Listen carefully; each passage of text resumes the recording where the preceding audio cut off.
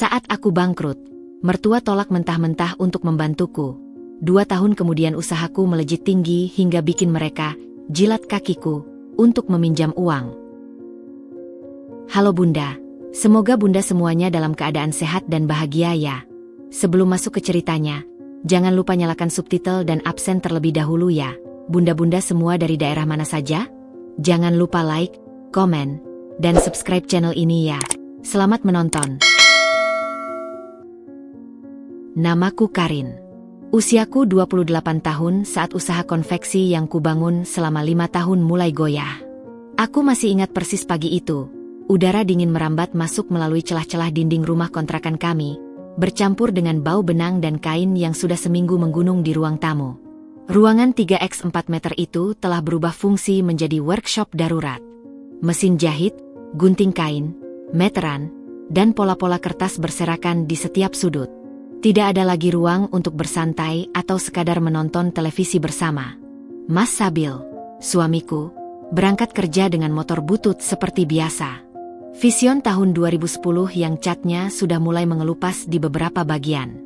Sebelum pergi, dia selalu punya kebiasaan yang sama, mencium keningku sambil berkata, "Semangat, Rin. Rezeki sudah diatur." Pagi itu pun sama. Wangi kopi tubruk masih melekat di bajunya, bercampur dengan aroma khas bengkel las yang sudah seperti parfumnya sehari-hari. Aku hanya mengangguk, berusaha tersenyum meski dada ini sesak.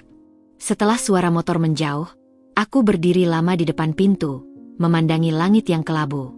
Aneh, pikirku. Cuaca mendukung suasana hatiku yang juga muram. Kembali ke dalam, aku memandangi tumpukan kain setengah jadi. Orderan seragam untuk sebuah event organizer kecil di kota tetangga. Seharusnya ini menjadi berkah, pesanan 200 PCS kaos dengan sablon berkualitas. Tapi disitulah masalahnya. Untuk menyelesaikan 200 PCS, aku butuh bahan baku, kain combet 30S sebanyak 60 roll, benang, sablon, serta ongkos jahit. Sementara bahan yang ada di gudang, yang sebenarnya adalah kamar tidur kami, hanya cukup untuk 50 PCS. Sisanya masih menumpuk di toko tekstil dengan status hutang. 3 karyawanku datang pukul 7:30. Mereka adalah Marni, Yanti, dan Sulis. 3 perempuan hebat yang setia sejak awal aku merintis konveksi dari nol. Dulu kami berdelapan. Sekarang tinggal mereka bertiga yang tersisa. "Assalamualaikum, Bu Karin," sapa Marni, perempuan parubaya dengan jahitan tercepat dan terapi yang pernah kukenal. "Waalaikumsalam. Marni, Yanti, Sulis, mari masuk." Wajah mereka lesu. Aku tahu, mereka juga tahu kondisi perusahaan. Gaji 3 bulan belum dibayar. Tapi mereka tetap datang setiap pagi, duduk di depan mesin jahit masing-masing, dan bekerja tanpa banyak tanya. Kadang aku berpikir, mungkin mereka bertahan karena kasihan padaku. Atau mungkin karena mereka juga tidak punya pilihan lain di tengah sulitnya lapangan kerja di kota ini. "Bu," Yanti memulai dengan hati-hati, "orderan Yo itu kapan deadline-nya?" Aku membuka buku catatan lusuh. "Tanggal 20 bulan ini. Mereka butuh H7 untuk quality control." Yanti menghela napas. "Semua tahu, hari ini sudah tanggal 5. Sementara bahan baku hanya cukup untuk 50 PCS. Selesai 50 PCS saja, tanpa bahan tambahan, kami butuh waktu 3-4 hari. Itu pun jika semua jalan lancar tanpa cacat produksi." "Bahan bakunya, Bu?" tanya Sulis, yang paling muda, baru 22 tahun. Aku diam. Pertanyaan itu tepat mengenai sasaran. Bahan baku. Selalu itu yang jadi masalah. Aku berutang 45 juta rupiah di toko tekstil langganan, Toko Mekar Jaya. Pak Haji, pemiliknya, sudah 2 minggu ini tidak mau memberi tambahan barang sebelum lunas. Aku mengerti posisinya. Beliau juga punya karyawan yang harus digaji. Tapi tanpa bahan, aku tidak bisa produksi. Dan tanpa produksi, aku tidak bisa mendapatkan uang untuk membayar utang. Lingkaran setan yang tak berujung. "Aku usahakan," jawabku akhirnya, dengan suara yang tidak terlalu yakin. Marni menatapku tajam. Matanya yang cekung menunjukkan kekhawatiran. "Bu, kami tahu Ibu sedang berat. Tapi, kami juga berat di rumah. Anak saya, si Bima, sudah 2 minggu minta sepatu baru. Sepatu lamanya bolong. Saya bilang, nanti dulu, setelah gajian. Tapi kapan gajian, Bu? Aku menelan ludah. Rasanya ada yang mengganjal di tenggorokan. Sabar ya, Marni. Aku janji, setelah orderan ini cair, gaji kalian semua akan kubayar lunas. Plus bonus. Marni tersenyum, tapi senyum getir.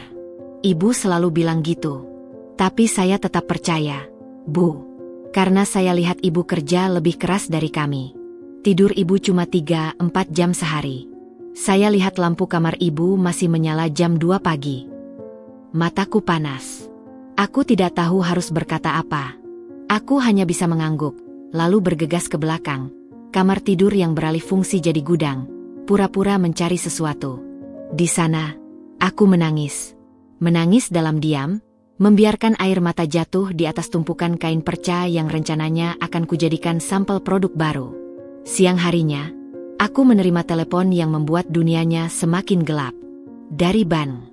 Suara wanita di seberang sana terdengar profesional tapi dingin.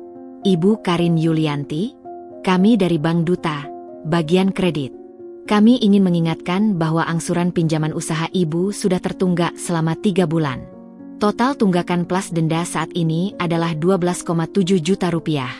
Kami akan mengirim surat peringatan ke 3 minggu depan. Jika dalam 2 minggu tidak ada pembayaran, kami akan terpaksa melakukan penyitaian jaminan. Aku hanya bisa bergumam. Baik, Bu. Saya usahakan. Jaminan. Sertifikat rumah kontrakan? Bukan. Jaminanku adalah tanah warisan orang tuaku di kampung. Satu-satunya harta yang tersisa dari almarhum ayah. Tanah 200 meter persegi yang seharusnya menjadi tempat aku membangun rumah untuk masa tua orang tuaku. Jika sampai itu disita, aku tidak akan punya apa-apa lagi. Tidak hanya bangkrut, tapi juga kehilangan satu-satunya warisan orang tua. Telepon ditutup. Aku duduk lemas di kursi jahit. Mesin jahit di depanku seperti menatapku penuh tanya. Apa kau menyerah, Karin? Tidak. Aku tidak bisa menyerah. Tapi apa yang bisa kulakukan? Bank mendesak, karyawan menanti gaji, toko tekstil tidak mau memberi utang, sementara deadline orderan semakin dekat. Aku merasa seperti orang yang tenggelam di lautan, berusaha berenang ke permukaan, tapi ombak terus menerjang dari atas. Malam harinya, Mas Sabil pulang dengan wajah lebih lelah dari biasanya. Aku sudah menyiapkan makan malam sederhana, nasi, telur dadar, dan sambal terasi. Itu saja yang bisa kami beli. Kamu kenapa, Rin? Tanyanya sambil mengunyah. Dari tadi diam aja. Aku menatapnya. Mas Sabil, lelaki yang kupilih menjadi pendamping hidup. Wajahnya yang tampan kini mulai dihiasi lingkaran hitam di bawah mata karena begadang membantuku setiap malam. Tangannya yang kasar karena las-lasan, kini juga kapalan karena membantu menggunting pola. Mas, aku memulai dengan hati-hati. Aku mau minta tolong. Dia mengangkat alis. Bank sudah telepon. Kita harus bayar tunggakan 12,7 juta dalam 2 minggu, atau tanah di kampung disita. Aku harus pinjam uang ke orang tua Mas. Begitu kata-kata itu keluar, suasana hening. Mas Sabil meletakkan sendoknya perlahan. Rin, kamu yakin? Aku mengangguk. Aku sudah putus asa, Mas. Aku tidak punya pilihan lain. Mas Sabil menghela napas panjang. Aku tahu, dia juga tahu bagaimana orang tuanya memperlakukanku. Ibu mertuaku, Bu Lais, dari awal tidak pernah setuju dengan pernikahan kami. Aku hanya anak buruh tani, lulusan SMA, sementara Mas Sabil adalah anak pengusaha kaya yang seharusnya menikah dengan putri pengusaha lain. Aku bukan pilihan ideal. Tapi Mas Sabil melawannya. Dia memilihku. Dan sejak saat itu, hubungan kami dengan mertua selalu dingin, penuh tatapan sinis dan sindiran halus yang tidak pernah bisa kulupakan. Rin, kata Mas Sabil lembut, aku tahu ibu dan bapakku, mereka keras. Tapi kalau ini satu-satunya jalan, aku akan temani kamu besok. Aku yang bicara. Aku memegang tangannya. Makasih, Mas. Tapi dalam hati, aku takut. Bukan takut ditolak, tapi takut dihina. Dan penghinaan kadang lebih sakit daripada penolakan. Malam itu, aku tidak bisa tidur. Aku hanya berbaring di samping Mas Sabil yang sudah terlelap karena kelelahan, memandangi langit-langit rumah kontrakan yang retak di beberapa bagian.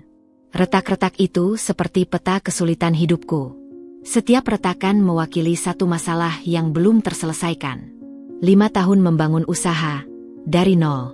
Aku mulai dengan satu mesin jahit pinjaman dari tetangga, menjahit baju tetangga, kemudian kenalan, kemudian merambah ke seragam sekolah, lalu kaos partai, lalu seragam kantor. Perlahan, aku berkembang. Punya 8 karyawan. Punya pelanggan tetap. Semua terlihat baik-baik saja, sampai pandemi datang. Orderan membatalkan diri satu persatu. Yang tersisa hanya sedikit. Dan setelah pandemi usai, persaingan makin berat. Pabrik-pabrik besar dengan teknologi canggih bisa memproduksi ribuan PCS dalam sehari dengan harga murah. Sementara aku, dengan mesin jahit manual dan sistem konvensional, tidak bisa bersaing di harga. Aku memilih bertahan di pasar custom, produk premium dengan kualitas terbaik. Tapi pasar itu kecil, dan membutuhkan waktu lama untuk membangun kepercayaan. Sementara biaya operasional terus berjalan. Perlahan, tabungan habis. Utang menumpuk. Dan sekarang, aku di sini, di titik terendah hidupku. Tuhan, bisikku dalam gelap, aku tahu aku sering lupa bersyukur. Tapi tolong beri aku jalan. Aku tidak mau mengecewakan orang-orang yang percaya padaku. Aku tidak mau kehilangan warisan orang tuaku. Aku tidak mau melihat Mas Sabil terus menderita karena pilihannya. Tak ada jawaban. Hanya suara jangkrik dari luar, dan dengkuran halus Mas Sabil di sampingku. Esoknya, aku bersiap-siap.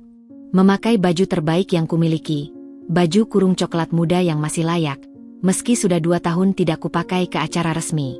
Aku menyisir rambut, memakai bedak tipis, dan lipstik murah. Di cermin, aku melihat wanita dengan mata lelah, tapi masih menyimpan secercah harapan. "Kamu cantik," kata Mas Sabil sambil mengepit pinggangku. Aku tersenyum getir. "Kita berangkat sekarang, Mas?" Berangkat. Motor butut itu melaju di jalanan pagi. Angin pagi menyapu wajah, membawa aroma pabrik tahu di pinggir jalan. Aku memeluk pinggang Mas Sabil, berdoa dalam hati. Semoga kali ini, mertuaku luluh. Semoga kali ini, mereka melihat perjuanganku, bukan sekadar status sosialku. 10 menit kemudian, kami sampai di depan rumah besar itu. Pagar besi hitam dengan ornamen emas. Halaman luas dengan 2 mobil terparkir rapi. Rumah itu selalu membuatku merasa kecil. Mas Sabil menekan bel. Beberapa saat kemudian, pintu terbuka. Bu Lais, ibu mertuaku, berdiri di ambang pintu. Rambutnya tertata rapi dengan semir hitam berkilau. Mukanya mulus dengan bedak tebal. Matanya menyipit melihat kami. Sabil, ada perlu apa pagi-pagi?" Suaranya datar. Lalu matanya beralih padaku, dan sekejap sorotnya berubah. Bukan marah, tapi lebih seperti jijik atas pilihan yang Sabil buat, atas kehadiranku di teras rumahnya yang mewah. "Masuklah," katanya akhirnya. Enggan. Kami melangkah masuk. Aroma wangi pengharum ruangan menyambut hidung. Lantai marmer dingin di bawah sandal jepitku yang sudah pudar warnanya. Di ruang tamu, bapak mertua sedang membaca koran sambil minum kopi. Dia hanya melirik sekilas, lalu kembali pada korbannya. "Ada apa?" tanyanya tanpa menatapku. Mas Sabil dan aku duduk di sofa tamu. Aku menggenggam tangannya erat. "Pak, Bu," Mas Sabil memulai, "kami datang mau minta tolong." Bu Lais duduk di sofa utama, menyilangkan kaki. "Minta tolong apa? Jangan-jangan soal utang bank itu?" Aku tersentak. "Mereka sudah tahu? Kabar pernikahan itu memang sampai ke kami," kata Bu Lais dengan senyum tipis. "Karin, ya? Usaha konveksimu mau bangkrut, kan? Bank mau sita tanah orang tuamu." Dunia serasa berhenti. Di sampingku, Mas Sabil mengepalkan tangan. "Iya, Bu," jawabku lirih. "Kami butuh pinjaman. 50 juta. Untuk modal produksi orderan terakhir. Saya janji akan kembalikan dalam 6 bulan, dengan bunga. Saya. Belum sempat aku menyelesaikan kalimat, Bu Lais tertawa. Tawa yang dingin, menusuk. 50 juta? Karin, kamu pikir kami ini apa? Mesin ATM berjalan. Mas Sabil mencoba tenang. Bu, ini serius. Karin benar-benar butuh. Aku mohon. Bapak mertua akhirnya angkat bicara, tanpa menurunkan korannya. Sudahlah, Sabil. Daripada maksain istri kamu yang gak becus itu, mending suruh dia tutup aja usahanya. Cari kerja jadi buruh pabrik sama kamu. Daripada bikin utang di sana-sini. Malu kami punya menantu kayak gitu. Aku merasa seperti ditusuk dari belakang. Kata-kata, tidak becus, itu menghujam dadaku. 5 tahun aku berjuang. Bangun pagi, tidur larut, mengorbankan kesehatan, waktu bersama suami, segalanya. Dan mereka menyebutku tidak becus? Pak, kataku, berusaha tegar. Saya tahu ibu bapak tidak pernah suka sama saya. Tapi ini tentang usaha saya. Saya cuma butuh. Tapi kamu gagal, potong Bu Lais. Kamu gagal, Karin. Terima saja. Tidak semua orang ditakdirkan jadi bos. Kamu itu dasar dari keluarga miskin. Sekolah juga nggak tinggi. Ya wajar saja kalau usahamu nggak maju. Makanya dari awal saya nggak setuju Sabil nikah sama kamu. Sekarang buktinya, dia harus menanggung beban istri gagal. Mas Sabil bangkit. Wajahnya merah menahan amarah. Bu, tolong jaga bicara ibu. Sudah, Sabil. Aku menarik tangannya. Tidak usah. Jangan membuat semakin runyam. Bapak mertua meletakkan koran. Sabil, bawa istrimu pulang. Kami tidak punya uang untuk orang yang tidak tahu diri. Tidak tahu diri. Istilah itu seperti palu godam di kepalaku. Aku tidak tahu diri, karena aku berusaha menyelamatkan usaha yang juga menghidupi 3 karyawan. Karena aku tidak mau menyerah, aku berdiri. Tubuhku gemetar, tapi aku berusaha tegap. Baik, Pak, Bu. Maaf sudah mengganggu. Aku melangkah keluar. Mas Sabil mengikutiku.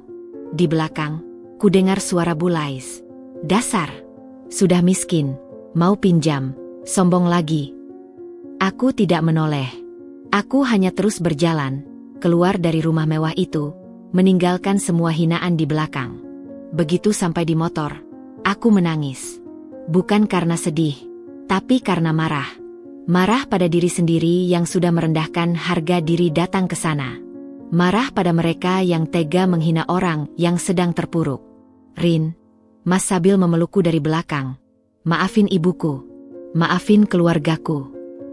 Aku hanya bisa mengangguk, membiarkan air mata membasahi bajunya. Hari itu, 2 tahun lalu, adalah hari paling memalukan dalam hidupku. Bukan karena aku miskin atau usahaku bangkrut, tapi karena aku membiarkan harga diriku diinjak-injak oleh orang yang seharusnya bisa kusebut keluarga. Perjalanan pulang dari rumah mertua terasa begitu panjang. Mas Sabil mengendarai motor perlahan, seolah tahu aku butuh waktu untuk menenangkan diri. Angin sore yang biasanya terasa sejuk, kali ini menusuk tulang. Atau mungkin itu hanya perasaanku yang membeku. Sesampainya di rumah kontrakan, aku langsung masuk kamar dan merebahkan diri di kasur. Mataku kering. Anehnya, setelah menangis sejadi-jadinya di perjalanan, air mataku seolah habis. Yang tersisa hanya rasa hampa dan perih yang mengendap di dada. Mas Sabil duduk di sampingku, mengusap punggungku perlahan. Diam-diam, dia menyiapkan segelas air hangat dan roti tawar. Makanan sederhana yang selalu jadi obat saat aku sedih. Rin, makan dulu, bisiknya lembut. Aku menggeleng. Mas, maafin aku. Aku yang maksa kita ke sana. Aku tahu mereka bakal nolak, tapi aku tetap maksa. Sekarang kamu lihat sendiri, mereka hina aku di depan kamu. Mas Sibal menghela napas panjang. Karin, dengar.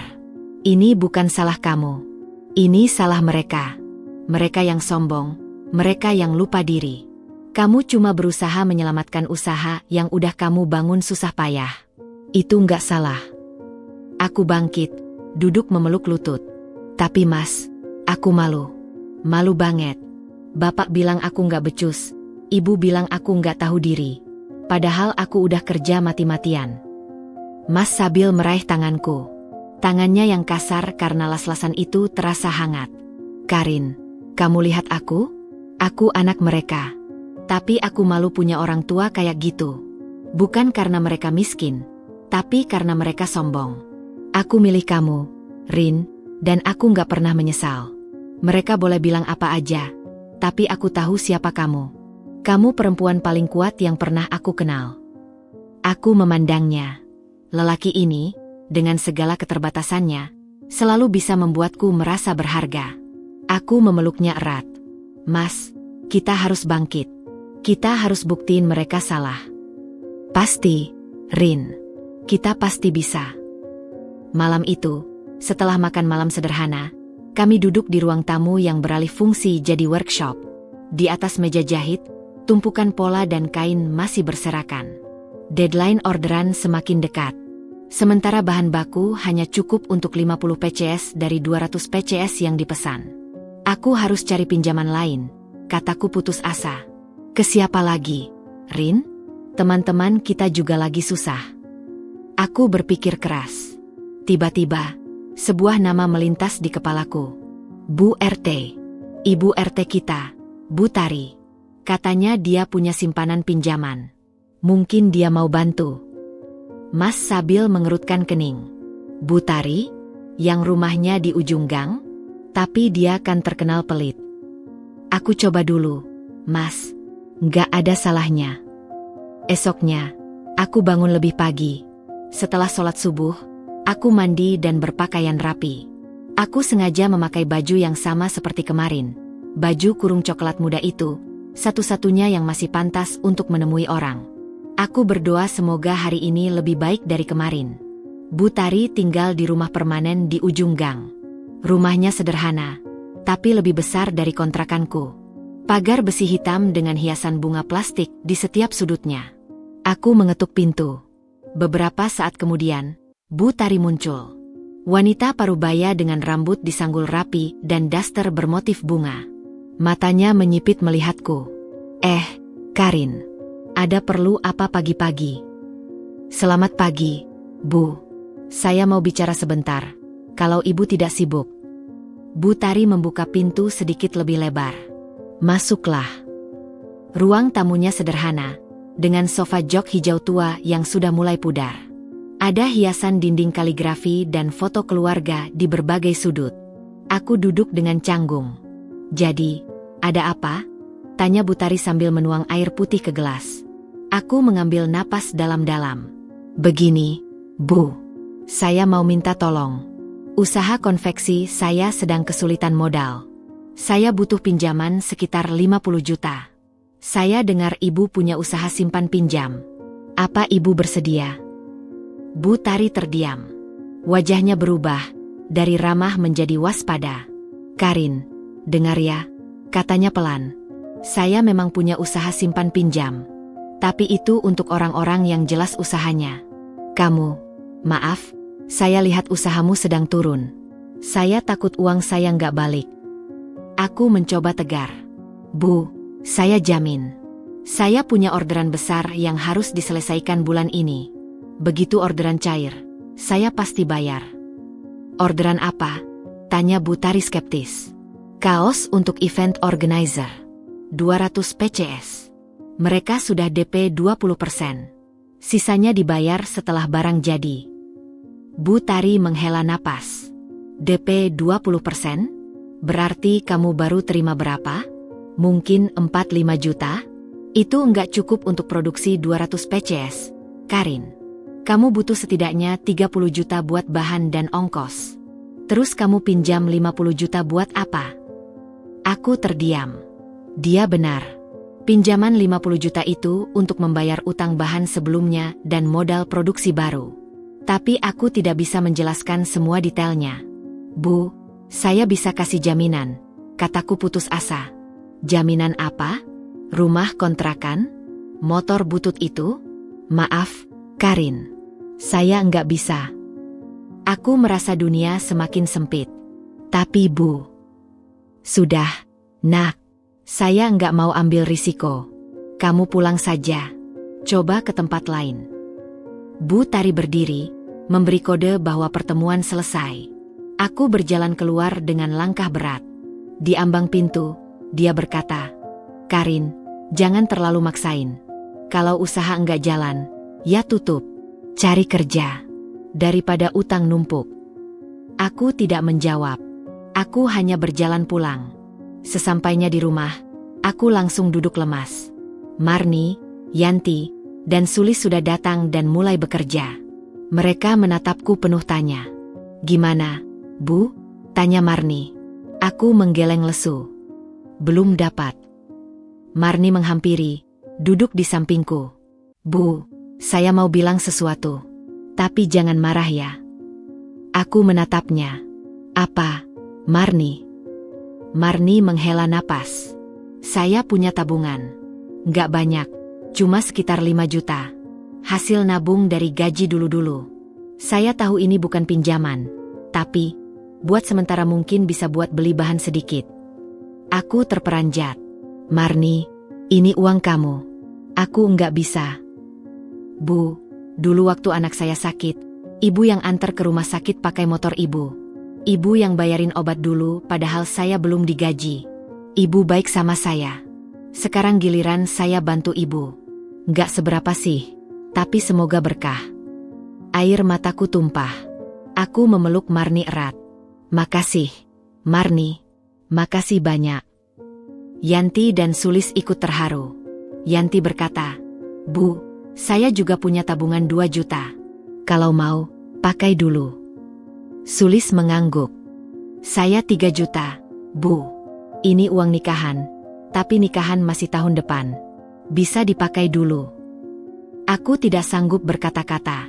Aku hanya bisa menangis di depan karyawanku. Mereka yang gajinya 3 bulan belum dibayar, tapi masih rela meminjamkan uang untukku. "Kalian ini Isakku. Aku janji, setelah usaha bangkit, kalian akan kubagi hasil. Bukan cuma gaji, tapi bonus besar." "Kami percaya, Bu," kata Marni tersenyum. Hari itu, aku belajar bahwa keluarga bukan selalu tentang darah. Kadang, orang yang paling peduli adalah mereka yang tidak terikat hubungan darah, mereka yang melihat perjuangan kita setiap hari. Dengan uang dari Marni, Yanti, dan Sulis, total 10 juta, aku bisa membeli bahan baku tambahan. Tapi itu hanya cukup untuk 50 PCS lagi. Masih kurang 100 PCS untuk menyelesaikan orderan. Aku harus mencari jalan lain. Dan jalan itu, entah bagaimana, harus kutemukan. Sore harinya, Mas Sabil pulang lebih awal. Wajahnya berseri-seri. "Rin, aku dapat kabar baik." Aku menatapnya heran. "Apa?" "Di bengkel, ada bos baru. Dia dengar kita punya usaha konveksi. Dia mau order seragam untuk 50 karyawannya. Kaos lapangan. Kalau jadi, totalnya 150 PCS." Aku hampir tidak percaya. "Serius, Mas? Serius? Dia minta contoh produk besok?" Aku melompat kegirangan, memeluk Mas Sabil. Ini jawaban doaku. Tapi segera, aku sadar. Untuk membuat contoh produk, aku butuh bahan. Dan bahan yang ada hanya cukup untuk orderan Iyo yang deadline-nya mepet. Aku duduk kembali, berpikir keras. "Mas, kita harus bagi waktu. Orderan Iyo harus selesai tanggal 20. Sekarang tanggal 7. Kalau kita kerja lembur, mungkin selesai tanggal 15. Sisa 5 hari untuk bikin contoh dan negosiasi dengan bos kamu. Kita bisa, Rin. Aku bantu setiap malam." Malam itu, kami mulai bekerja dengan semangat baru. Mas Sabil membantu menggunting pola, sementara aku menjahit. Marni, Yanti, dan Sulis juga lembur. Rumah kontrakan yang sempit itu berubah jadi pabrik kecil yang beroperasi 24 jam. Tapi di tengah semangat itu, aku masih dihantui hutang. Utang bahan ke toko Mekarjaya masih 45 juta rupiah. Bank masih menagih 12,7 juta rupiah. Tanah warisan orang tuaku terancam. Dan aku hanya punya waktu 2 minggu. Di sela-sela jahitan, aku teringat kata-kata Bulais. Kamu itu dasar dari keluarga miskin, sekolah juga nggak tinggi, ya wajar saja kalau usahamu nggak maju. Setiap kali ingat kata-kata itu, jarum jahit di tanganku menekan lebih kuat. Bukan karena marah, tapi karena tekad. Aku akan buktikan bahwa pendidikan dan latar belakang bukan segalanya.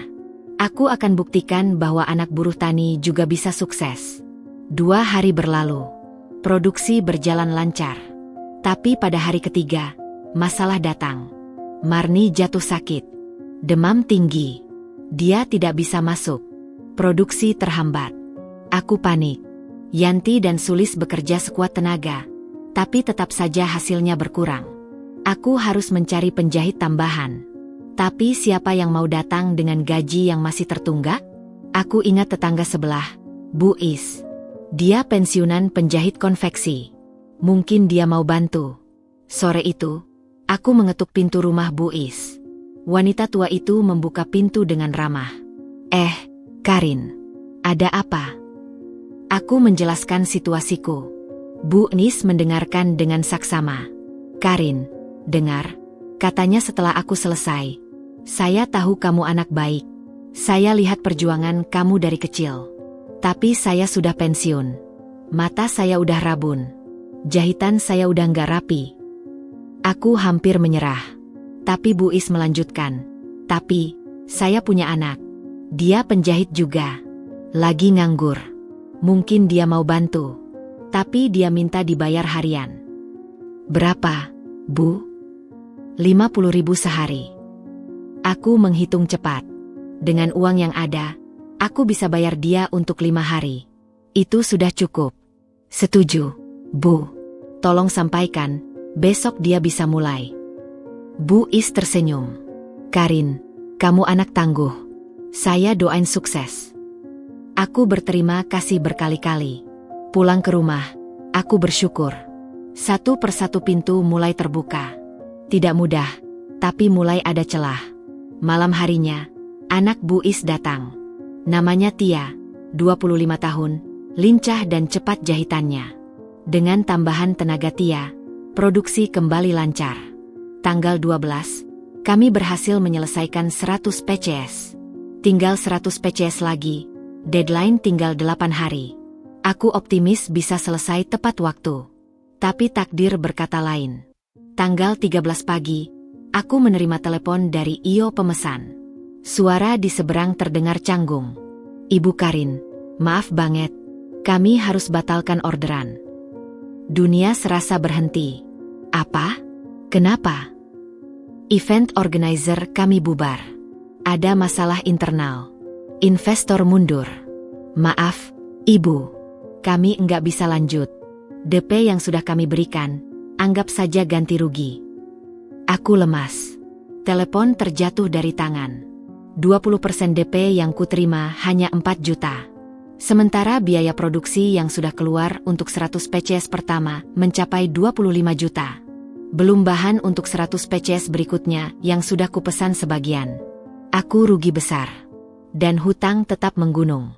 Bagaimana ini? Bagaimana aku harus memberitahu Marni, Yanti, Sulis, dan Tia? Bagaimana dengan Mas Sabil yang sudah begadang tiap malam? Aku duduk di lantai, memandangi tumpukan kaos setengah jadi. 100 PCS kaos dengan sablon event organizer yang sudah bubar. Tidak berguna. Tidak bisa dijual karena ada logo mereka. Aku merasa dikhianati. Bukan oleh Hio itu, tapi oleh takdir.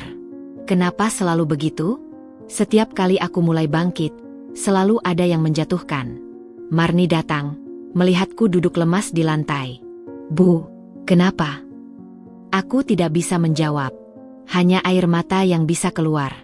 Sore itu, aku kumpulkan semua karyawan. Dengan suara bergetar, aku sampaikan kabar buruk itu. Mereka diam. Semua diam. Tiba-tiba, Tia berkata, Bu, saya lihat kaos ini kualitasnya bagus. Logonya memang khusus, tapi mungkin bisa dijual polos? Atau disablon ulang?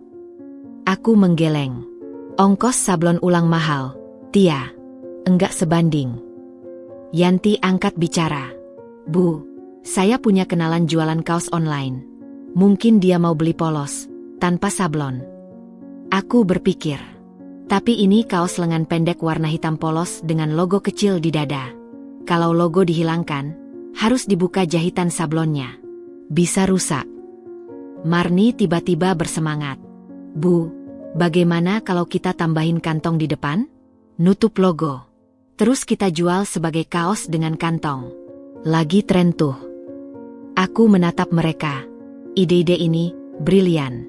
Karyawanku, yang selama ini hanya kusuruh jahit, ternyata punya ide bisnis yang bagus. Aku tersenyum untuk pertama kalinya hari itu. Kalian hebat. Ayo kita coba. Malam itu, kami tidak bekerja. Kami berpikir. Membuat rencana. Menghitung ulang. Tia menghubungi kenalannya. Yanti browsing tren kaos terkini.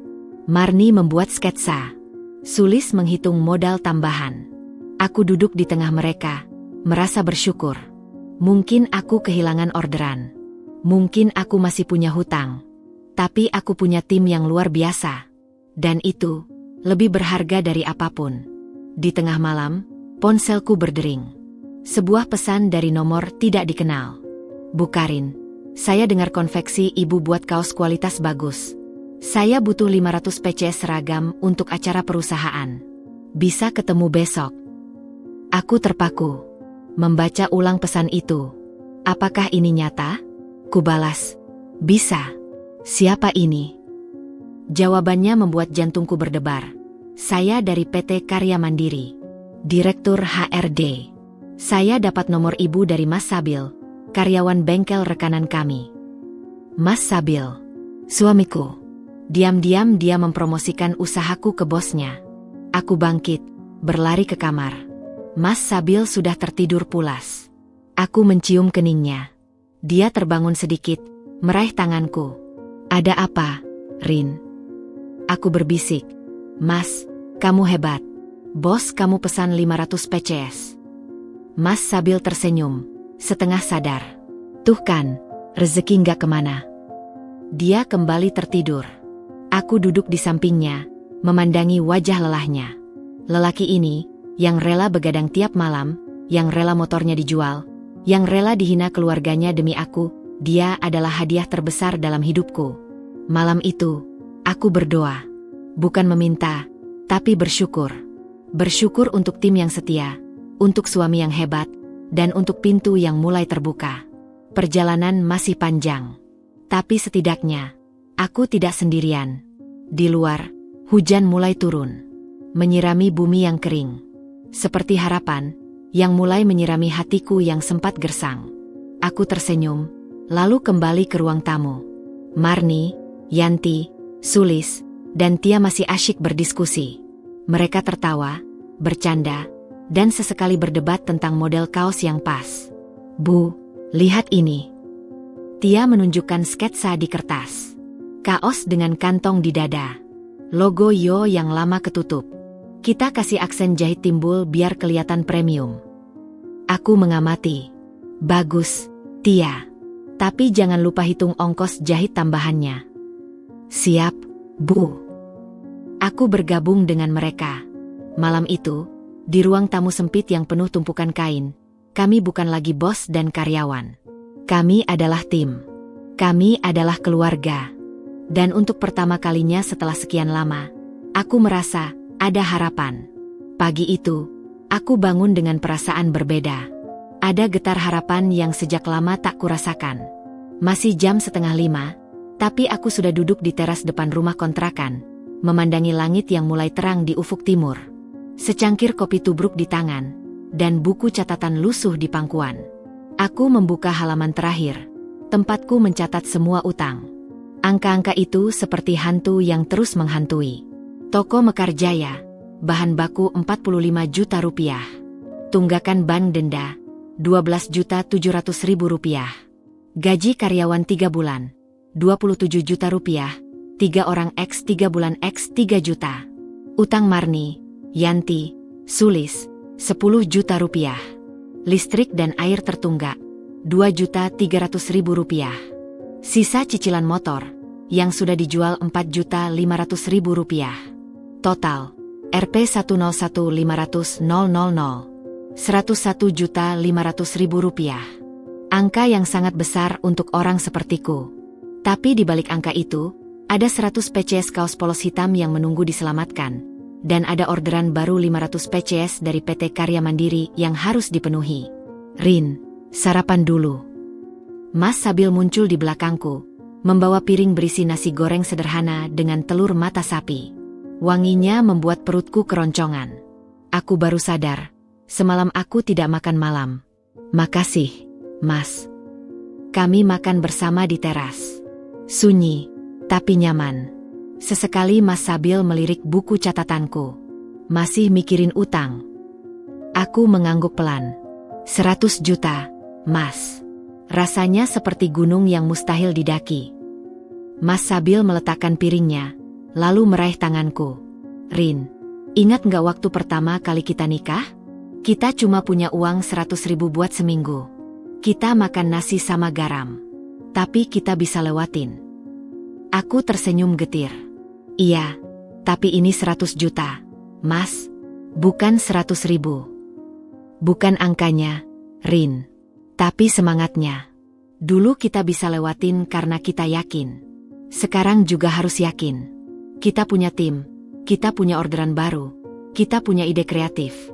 Itu modal yang gak ternilai. Aku memandangnya. Lelaki ini selalu tahu cara membuatku tenang. Mas, bos kamu itu beneran mau ketemu hari ini? Jam 10. Nanti aku jemput kamu ke sini, antar ke kantor. Aku mengangguk. Tiba-tiba, ponselku berdering. Nomor tidak dikenal. Dengan agak ragu, ku jawab, "Halo." "Assalamualaikum, Ibu Karin? Saya Rina, dari PT Karya Mandiri. Saya sekretaris Bapak Doni, HRD. Kami konfirmasi pertemuan jam 10 di kantor. Bapak minta Ibu membawa sampel produk dan portofolio." "Waalaikumsalam, Bu. Siap. Terima kasih banyak." Telepon berakhir. Aku menatap Mas Sabil dengan mata berbinar. Ini nyata, Mas. Mereka beneran mau ketemu. Mas Sabil tersenyum lebar. Tuh kan, rezeki nggak kemana. Aku segera bersiap. Memilih baju yang tepat, tidak terlalu formal, tapi tetap profesional. Aku pakai kemeja putih lengan panjang dan rok hitam. Sederhana, tapi rapi. Mas Sabil meminjamkan dasi biru miliknya, satu-satunya dasi yang dia punya. Biar kelihatan resmi, katanya sambil membantuku memasang dasi dengan kaku. Aku tertawa. "Mas, aku kan perempuan.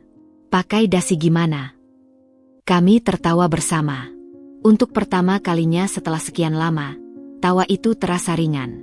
Jam 9:30, Mas Sabil mengantarku ke PT Karya Mandiri. Perusahaan itu bergerak di bidang kontraktor pertambangan. Kantornya besar, berlantai 3, dengan halaman luas dan banyak kendaraan operasional terparkir. Aku berdiri di depan pintu utama, merasa kecil. Tapi aku ingat kata Mas Sabil. "Kamu hebat, Rin. Jangan pernah lupa itu." Aku melangkah masuk. Resepsionis menyambutku ramah, lalu mengantarku ke ruang HRD. Bapak Doni ternyata pria parubaya berkacamata, dengan wajah ramah dan senyum hangat.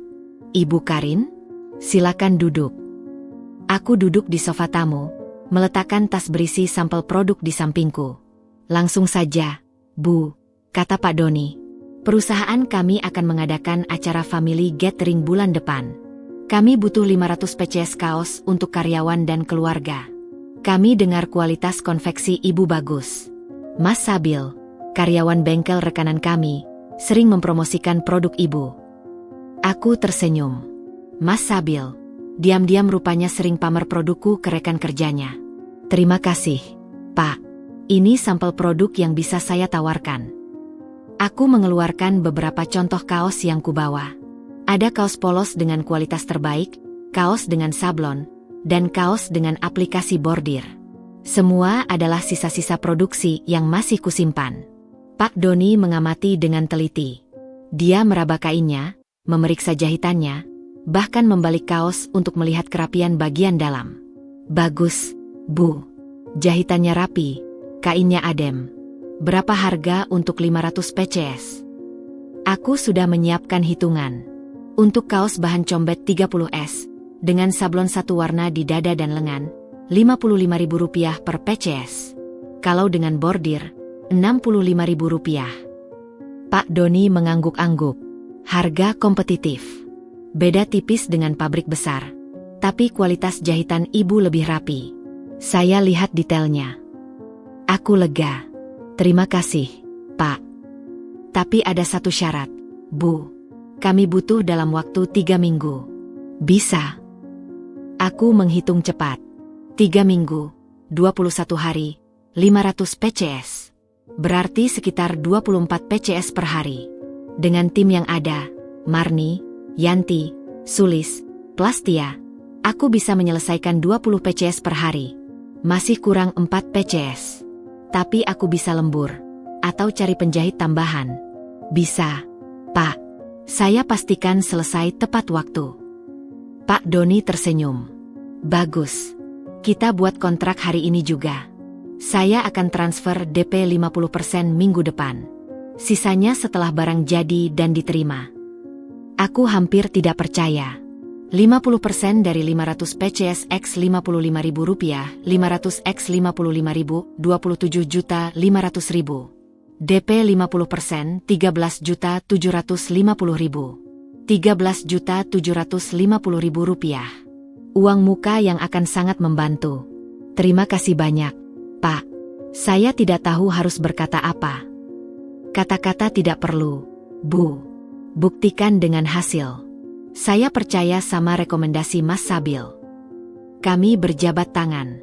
Aku keluar dari ruangan dengan perasaan melayang. Di luar, Mas Sabil sudah menunggu di motor. Gimana, Rin? Aku tersenyum lebar. Dapat orderan, Mas? DP 13 juta. Mas Sabil berteriak kegirangan, lalu memelukku di tengah halaman kantor. Beberapa orang menoleh, tapi kami tidak peduli. Pulang, yuk, kita kasih kabar baik ke tim. Di perjalanan pulang, angin terasa lebih sejuk. Mentari bersinar cerah. Dunia seolah ikut merayakan kabar baik ini. Sesampainya di rumah, Marni, Yanti, Sulis, dan Tia sudah menunggu. Wajah mereka tegang, penasaran. Gimana, Bu? Tanya Marni cemas. Aku mengangkat tangan dengan 2 jari membentuk huruf V. Kita dapat 500 PCS, DP 13 juta. Mereka berteriak histeris.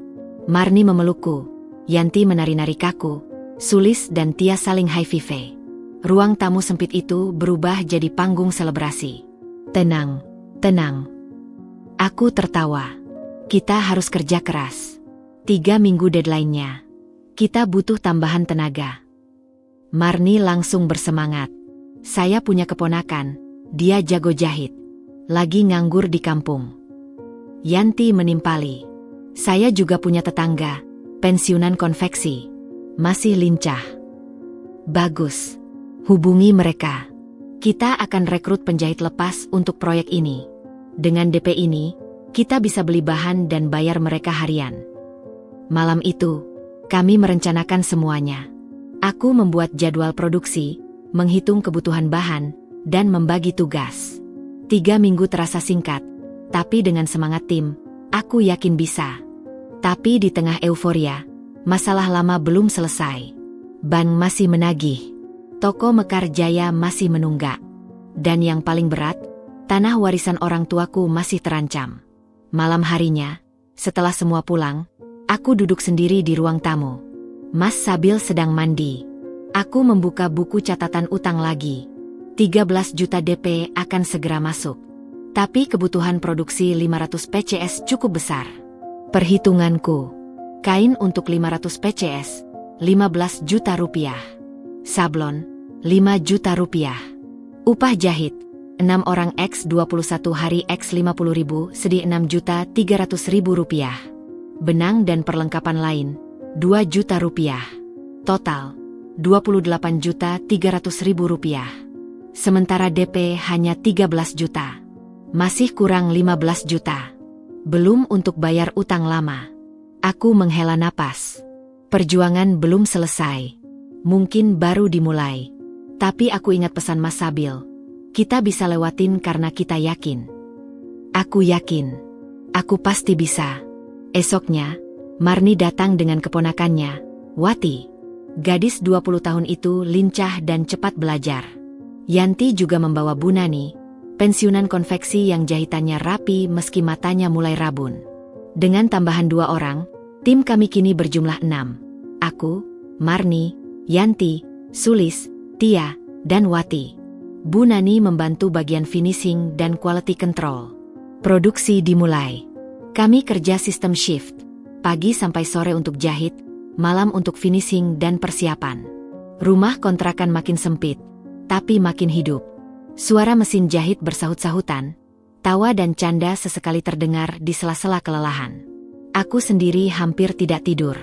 Selain mengawasi produksi, aku juga harus mengurus pembelian bahan, komunikasi dengan PT Karya Mandiri, dan, yang paling berat, menagih janji ke bank. Bank Duta mengirim surat peringatan ketiga. Aku harus datang ke bank untuk negosiasi. Hari itu, aku meninggalkan produksi sebentar. Ke bank dengan motor butut, memakai baju terbaik, membawa proposal dan contoh produk. Bu Karin, kami sudah memberi kelonggaran 3 bulan. Kata petugas kredit, Bu Ani. Maaf, kami tidak bisa memberi toleransi lagi. Bu, saya mohon. Saya baru dapat orderan besar. Dalam 3 minggu, saya akan dapat pelunasan. Tolong beri saya waktu 1 bulan lagi. Bu Ani menghela napas. Melihat berkasku, lalu melihat contoh produk yang kubawa. Ini produk Ibu. Ya, Bu. Ini untuk perusahaan tambang. Kualitas terbaik. Saya yakin bisa membayar setelah orderan ini selesai. Bu Ani diam beberapa saat, lalu berkata, "Baik, Bu Karin. Saya akan usahakan ke atasan. Tapi saya tidak janji. Yang pasti, saya perlu jaminan tambahan." Jaminan tambahan. Aku tidak punya apa-apa lagi. Kecuali, saya punya surat tanah warisan orang tua. Itu sudah jadi jaminan. Saya tidak punya yang lain. Bu Ani menggeleng. Maaf, Bu. Tanah itu nilainya pas untuk pinjaman Ibu. Tidak bisa jadi jaminan tambahan. Aku putus asa. Lalu teringat sesuatu. Bagaimana dengan kontrak kerja dengan PT Karya Mandiri? Itu bisa jadi jaminan. Bu Ani berpikir. Bisa. Tapi harus ada surat keterangan dari perusahaan bahwa mereka akan membayar Ibu setelah barang jadi. Dan kami perlu konfirmasi langsung. Aku lega. Bisa, Bu. Saya usahakan. Dari bank, aku langsung ke PT Karya Mandiri. Menemui Pak Doni, menjelaskan situasiku. Pak Doni, dengan segala kebaikannya, bersedia membuat surat keterangan dan mengkonfirmasi ke bank. Bu Karin, saya lihat Ibu serius. Saya bantu, katanya. Aku hampir menangis di hadapannya. Terima kasih, Pak. Terima kasih banyak. Dengan surat itu, bank setuju memberi perpanjangan 1 bulan. Bukan tanpa syarat, aku harus membayar denda keterlambatan 2 juta rupiah dalam minggu ini. Aku tidak punya uang itu, tapi aku harus cari. Malamnya, aku kumpulkan tim. Kujelaskan situasi. Minta maaf, aku harus minta tolong lagi. Kita butuh 2 juta untuk bayar denda bank. Aku tahu kalian sudah pinjamin uang, tapi... Marni mengangkat tangan. Bu, saya punya. Tadi saya baru terima kiriman dari suami di luar kota. Bisa dipakai dulu. Aku terharu. Marni, ini yang kesekian kali kamu bantu aku. Bu, saya anggap Ibu keluarga. Keluarga saling bantu, kan? Aku memeluknya. Yanti, Sulis, Tia, Wati, dan Bu Nani juga ikut tersentuh. Mereka mungkin hanya karyawan, tapi hati mereka lebih mulia dari banyak orang yang mengaku keluarga. Hari-hari berikutnya adalah kerja keras tanpa henti. Kami lembur setiap malam. Kadang sampai jam 12, kadang sampai jam 2. Mas Sabil, setelah pulang kerja, langsung membantu apapun yang bisa dia bantu. Mengangkat bahan, menggunting pola, bahkan menyetrika. Tanggal 20, kami berhasil menyelesaikan orderan 500 PCS. 3 hari lebih cepat dari deadline. Aku menghubungi Pak Doni, dan dia langsung mengirim tim untuk quality control. Bagus, Bu. Semua sesuai spesifikasi, kata tim Kice. Kami terima. Pak Doni mentransfer sisa pembayaran sore harinya. 50% lagi, 13.750.000 rupiah. Total yang kuterima 27.500.000 rupiah. Dengan uang itu, hal pertama yang kulakukan adalah membayar utang ke Marni, Yanti, Sulis, dan lainnya. Juga gaji karyawan yang tertunggak selama 3 bulan, plus bonus untuk semua. Marni menangis saat menerima uang. Bu, ini pertama kalinya saya punya tabungan sebesar ini. Yanti dan Sulis juga terharu. Tia dan Wati senang dapat kerja tetap. Bu Nani senang bisa membantu. Tapi perjuangan belum selesai. Masih ada utang ke toko Mekarjaya 45 juta rupiah, dan denda bank 2 juta rupiah yang sudah kubayar dengan pinjaman Marni. Total masih 47 juta rupiah. Aku harus cari orderan lagi. Dan cepat. Hari itu, setelah membayar semua, aku duduk di ruang tamu, memandangi tim yang sedang beristirahat. Mereka lelah, tapi bahagia. Marni membawa jajanan pasar, Yanti membuat teh manis, Sulis memutar musik dari ponselnya. Suasana hangat terasa. Mas Sabil datang, duduk di sampingku. Kita berhasil, Rin. Untuk tahap ini. Aku mengangguk. Tapi masih jauh, Mas. Masih banyak utang. Kita hadapi satu persatu. Yang penting, kita sudah buktikan bisa bangkit. Aku tersenyum. Dia benar. Kami sudah buktikan bahwa dari keterpurukan, kami bisa bangkit. Bukan dengan bantuan mertua yang kaya, tapi dengan kerja keras, tim yang solid, dan pertolongan Tuhan. Malam itu, aku berdoa dengan khusyuk. Bukan meminta, tapi bersyukur. Bersyukur untuk tim yang hebat, untuk suami yang setia, dan untuk setiap kesulitan yang mengajarkanku arti perjuangan. Di luar, hujan turun lagi. Tapi kali ini, hatiku tidak lagi beku. Ada hangat yang merambat, ada harapan yang tumbuh. Perjalanan masih panjang. Tapi aku siap. 3 minggu setelah orderan PT Karya Mandiri selesai, usahaku mulai menunjukkan tanda-tanda kebangkitan. Dari uang yang masuk, aku bisa melunasi utang ke toko Mekarjaya sebesar 15 juta rupiah. Masih sisa 30 juta rupiah, tapi setidaknya mereka kembali percaya memberiku bahan baku dengan sistem tempo. Karyawan tetapku kini berjumlah 6 orang. Marni, Yanti, Sulis, Plastia, Wati, dan Bu Nani. Kami pindah dari ruang tamu rumah kontrakan ke sebuah ruko kecil di pinggir jalan. Bukan ruko mewah, hanya petak sederhana dengan 2 ruangan. Tapi setidaknya, kami punya tempat layak untuk bekerja. Aku mulai aktif di media sosial. Membuat akun Instagram dan TikTok untuk mempromosikan produk. Konten-konten sederhana, proses jahit, bahan berkualitas, hasil jadi yang rapi, ternyata menarik perhatian. Orderan mulai berdatangan tidak hanya dari kotaku, tapi juga luar kota. Dari 500 PCS, kemudian 200 PCS, lalu 300 PCS. Perlahan, mesin konveksi di ruko kecil itu tak pernah berhenti berputar. Mas Sabil masih bekerja di bengkel las, tapi setiap malam dia selalu datang membantu. Kadang menggunting pola, kadang mengantar orderan, kadang hanya duduk menemani sambil bercerita tentang harinya. Rin, aku lihat kamu makin kurus, katanya suatu malam. Istirahatlah. Aku nggak bisa, Mas. Masih banyak yang harus dikerjain. Tapi kesehatan juga penting. Aku tersenyum, mengelus wajahnya yang mulai dihiasi kumis tipis. Aku janji, kalau semua utang lunas, aku akan istirahat seminggu penuh.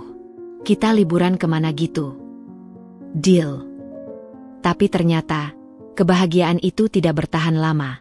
Suatu siang, saat aku sedang asyik menyelesaikan desain untuk orderan baru, ponselku berdering. Nomor tidak dikenal. Biasanya aku tidak mengangkat telepon dari nomor asing, tapi firasatku berkata lain. Halo. Assalamualaikum, Ibu Karin. Suara perempuan di seberang terdengar ramah. Waalaikumsalam. Betul, saya sendiri. Ada perlu apa ya? Nama saya Dewi, Bu. Saya sepupu Mas Sabil. Anak dari adik Bapak. Saya mau ketemu ibu. Ada yang penting. Aku terkejut. Sepupu Mas Sabil? Selama ini, hampir tidak ada keluarga Mas Sabil yang mau berhubungan denganku. Apalagi setelah kejadian 2 tahun lalu. Ada apa, Mbak Dewi? Ini penting, Bu. Menyangkut ibu. Saya nggak enak bicara di telepon. Bisa ketemu? Aku ragu. Tapi penasaran. Bisa. Kapan? Sekarang. Saya bisa ke ruko ibu. Baik. Saya tunggu. Setengah jam kemudian, seorang perempuan muda datang ke rukoku.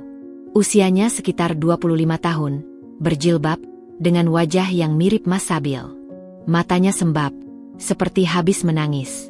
Mbak Dewi, silakan duduk. Dia duduk dengan gugup. Marni menyuguhkan teh hangat, lalu kembali bekerja. Aku duduk di hadapannya. Ada apa, Mbak? Dewi menghela napas panjang. Bu, saya harus bilang sesuatu. Tapi sebelumnya, saya minta maaf. Saya sebenarnya sudah lama tahu, tapi baru berani bilang sekarang. Aku makin penasaran. Tahu apa? Dewi menunduk. Tahu kalau Bu Lais, tante saya, yang menyebarkan fitnah tentang ibu 2 tahun lalu. Video itu, yang bilang ibu selingkuh dan pakai uang suami buat judi, itu semua ulah tante. Dunia serasa berhenti. Dadaku sesak. Apa? Kamu yakin? Dewi mengangguk. Air matanya mulai jatuh. Saya dengar sendiri omongan tante waktu itu. Dia lagi ngobrol dengan bapak. Dia bilang, biarin aja Karin hancur. Biar dia tahu diri. Anak buruh tani mau jadi pengusaha? Mimpi. Lalu dia nyuruh orang untuk pura-pura jadi pembeli dan merekam ibu. Aku terpaku. Selama 2 tahun, aku mengira fitnah itu datang dari pesaing bisnis. Atau dari orang iseng. Tidak pernah terbayang bahwa dalangnya adalah ibu mertuaku sendiri. Wanita yang selalu kuhormati meski dia membenciku. Kenapa? Tanyaku lirih. Kenapa dia tega? Dewi mengusap air matanya. Karena dia takut, Bu. Takut ibu sukses. Waktu itu, dia dengar usaha ibu mulai bangkit. Sementara toko material mereka mulai goyah karena kena tipu rekanan. Dia iri. Dia nggak mau menantu yang dulu dia hina, sekarang malah lebih sukses dari dia. Aku diam. 1000 perasaan campur aduk di dada. Marah, sedih, kecewa, dan, anehnya, sedikit lega. Lega karena akhirnya tahu kebenaran. Makanya saya datang. Bu, lanjut Dewi. Saya nggak tega lihat ibu terus-terusan difitnah. Tante sekarang makin parah. Tokonya bangkrut, rumah mau disita, utang di mana-mana. Tapi dia masih aja bicara jelek tentang ibu. Katanya, ibu pasti pakai pesugihan atau sesuatu, kok bisa tiba-tiba sukses. Aku tertawa getir. Pesugihan? Sungguh, kedengkian bisa membuat orang sebodoh itu. Mbak Dewi, terima kasih sudah jujur. Tapi, kenapa kamu baru bilang sekarang? Dewi menunduk. Karena saya juga takut. Bu, tante itu galak. Saya tinggal di rumahnya sejak kecil, yatim piatu. Dia biayai sekolah saya. Jadi saya merasa berhutang budi. Tapi sekarang saya sudah kerja, sudah punya gaji sendiri. Saya nggak mau terus-terusan diam melihat kejahatan. Aku memegang tangannya. Terima kasih, Mbak. Ini butuh keberanian besar. Dewi tersenyum getir. Saya cuma ingin ibu tahu. Dan, maafkan tante, Bu. Dia memang jahat, tapi dia tetap keluarga. Aku tidak menjawab. Memaafkan? Bukan perkara mudah. Setelah Dewi pulang, aku duduk lama di kursi kerjaku. Marni, yang sedari tadi diam-diam mendengar, menghampiri. Bu, ibu nggak apa-apa. Aku menggeleng. Nggak apa-apa, Marni. Cuma kaget. Memangnya Bu Lais itu siapa? Kok tega banget? Aku menjelaskan semuanya. Marni menghela napas panjang. Bu, saya mau bilang sesuatu. Maaf kalau kasar. Tapi kalau ada orang yang tega fitnah kayak gitu, apalagi keluarga sendiri, berarti dia memang nggak punya hati. Ibu nggak wajib maafin. Aku tersenyum. Marni selalu blak-blakan. Aku tahu, Marni. Tapi dia tetap ibu dari Mas Sabil. Suamiku. Marni menghela napas. Terserah ibu. Yang penting, ibu sekarang tahu. Hati-hati, Bu. Mungkin mereka akan datang lagi. Aku mengerutkan kening. Maksud kamu? Bulais lagi susah. Toko bangkrut, utang menumpuk. Kalau dia tahu ibu sukses, mungkin dia akan datang minta tolong. Dan kalau ibu nolak, dia bisa bikin fitnah lagi. Aku terdiam. Marni benar. Orang seperti Bulais, jika terdesak, bisa melakukan apa saja. Malam harinya, aku ceritakan semuanya pada Mas Sabil. Dia diam lama, wajahnya pucat. Maafin ibuku, Rin, bisiknya akhirnya. Aku malu. Malu punya ibu kayak gitu. Aku memeluknya. Ini bukan salahmu, Mas. Kamu nggak bisa milih mau lahir dari siapa. Tapi aku milih kamu. Dan aku akan selalu di pihak kamu. Aku tersenyum, meski hatiku masih perih. 2 minggu kemudian, firasat Marni terbukti. Suatu sore, saat aku sedang sibuk mengecek pesanan, seseorang masuk ke ruko. Aku menoleh, dan hatiku berhenti berdetak. Bulais berdiri di ambang pintu. Tapi ini bukan Bulais yang dulu. Wanita di depanku kini kurus kering. Bajunya lusuh, rambutnya acak-acakan tanpa semir hitam yang biasa membuatnya terlihat muda. Matanya cekung, penuh keputusasaan. Karin. Suaranya parau. Aku berdiri, berusaha tenang. Ada perlu apa, Bu? Bulais melangkah masuk. Matanya berkeliling melihat rukoku yang sederhana tapi rapi. Mesin-mesin jahit berderet, karyawanku sibuk bekerja, tumpukan kain dan hasil jadi tertata di rak. Karin, ibu minta maaf. Aku diam. Bulais berlutut di depanku. Ya, berlutut. Di lantai ruko yang tidak terlalu bersih itu, wanita yang dulu begitu angkuh, kini berlutut di hadapanku. Karin, maafin ibu. Ibu jahat banget sama kamu. Ibu yang bikin video fitnah itu. Ibu yang hancurin reputasi kamu. Ibu minta maaf, Nak. Sungguh minta maaf. Semua karyawan berhenti bekerja. Mereka memandangku, menunggu reaksiku. Aku menarik napas dalam-dalam. Bangun, Bu. Jangan di lantai. Bulais menggeleng. Enggak, Karin. Biar ibu di sini. Ibu pantas dihina. Dulu ibu hina kamu, sekarang ibu yang dihina. Aku menghela napas. Membantu Bulais berdiri, memapahnya ke kursi tamu. Duduk, Bu. Ngomong yang baik-baik. Bulais duduk dengan gugup. Tangannya gemetar saat mengambil tisu yang kuberikan. Karin, toko kami bangkrut. Utang di bank numpuk. Rumah mau disita bulan depan. Bapakmu sakit-sakitan karena stres. Kami nggak punya siapa-siapa lagi. Semua orang jauhin kami karena tahu kami bangkrut. Aku diam. Mendengarkan. Aku tahu, aku nggak pantas minta tolong sama kamu. Tapi aku nggak punya pilihan lain. Karin, tolong pinjami kami uang. Berapa aja. Buat nutup utang bank, biar rumah nggak disita. Berapa? Tanyaku datar. 100 juta. Aku hampir tertawa. 100 juta. Jumlah yang sama dengan utangku 2 tahun lalu. Saat aku datang meminta tolong, mereka menolak mentah-mentah. Sekarang mereka minta 100 juta. Bu, saya nggak punya uang sebanyak itu. Bulais menangis. Karin, tolonglah. Kamu kan sekarang sukses. Lihat ruko kamu. Karyawan kamu banyak.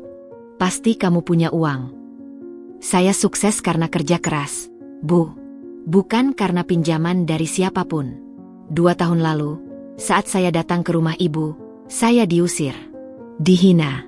Dibilang enggak becus, enggak tahu diri. Sekarang ibu datang minta tolong. Bulais terisak.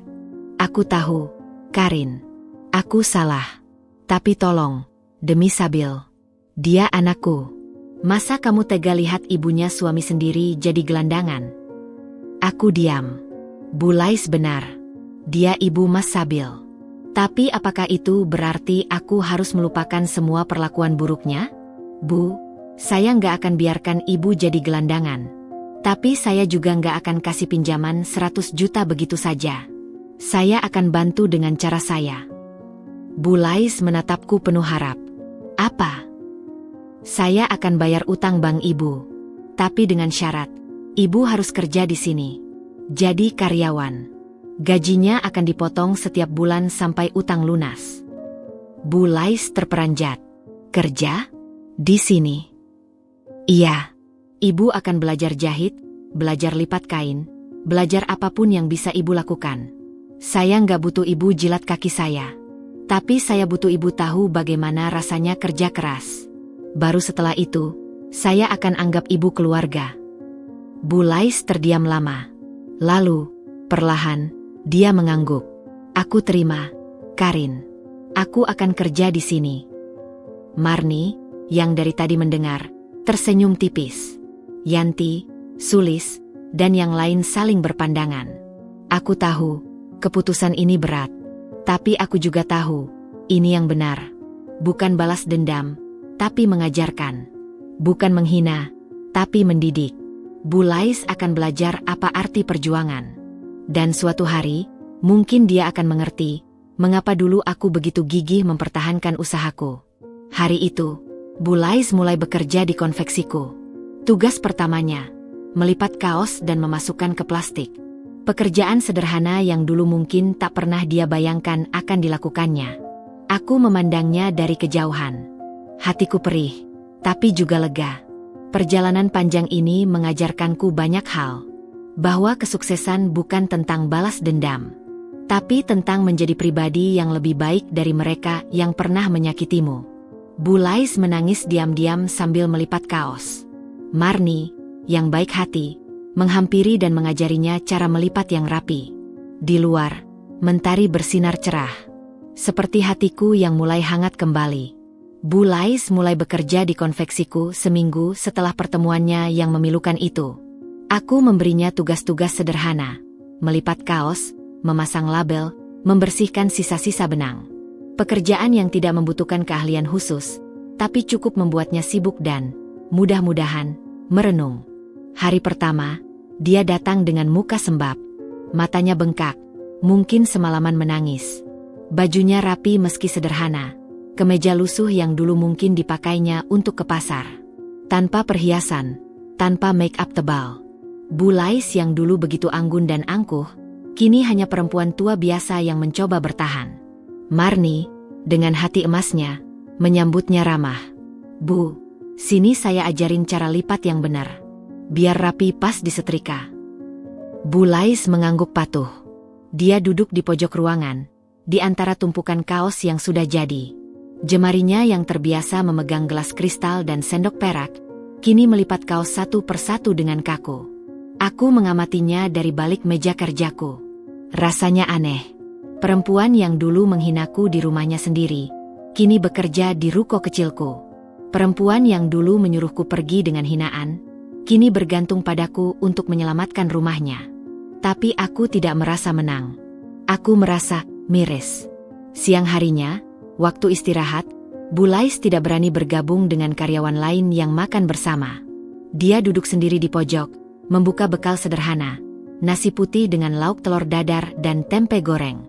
Dulu, dia pasti makan dengan lauk mewah setiap hari. Aku menghampirinya. Bu, kenapa makan sendiri? Gabung aja sama yang lain. Bu Lais menunduk. Aku malu, Karin. Mereka tahu aku jahat sama kamu. Justru karena itu, ibu harus dekat dengan mereka. Mereka bisa jadi guru yang baik. Bu Lais diam. Aku duduk di sampingnya. Bu, saya tahu ibu berat. Tapi percaya, ini yang terbaik. Daripada ibu terus-terusan memendam rasa bersalah, lebih baik ibu perbaiki diri. Bu Lais menangis. Karin, aku benar-benar minta maaf. Dulu aku buta. Aku lihat kamu dari kasta rendah. Aku anggap kamu gak pantas buat Sabil. Tapi sekarang aku lihat, kamu perempuan hebat. Kamu bisa bangkit dari keterpurukan. Sementara aku, yang sombong dengan harta, jatuh dan gak bisa bangkit sendiri. Aku memegang tangannya. Bu, saya tidak menyimpan dendam. Saya hanya ingin ibu mengerti bahwa setiap orang punya harga diri. Dan kesuksesan tidak diukur dari harta, tapi dari keteguhan hati. Bu Lais mengangguk, mengusap air matanya. Hari-hari berikutnya, Bu Lais mulai beradaptasi. Dia belajar melipat dengan rapi, belajar memilah kaos berdasarkan ukuran, belajar menggunakan mesin obras sederhana. Tia, penjahit termuda, dengan sabar mengajarinya. Bu, ini loh caranya. Pelan-pelan aja, nggak usah buru-buru, kata Tia. Bu Lais tersenyum. Pertama kalinya aku melihat senyum tulus di wajahnya. Sore harinya, sepulang kerja, aku mengajaknya bicara. Bu, besok saya antar ke bank. Kita urus pembayaran utang ibu. Bu Lais terkejut. Karin, kamu benar-benar mau bayarin utangku? Sudah saya siapkan uangnya.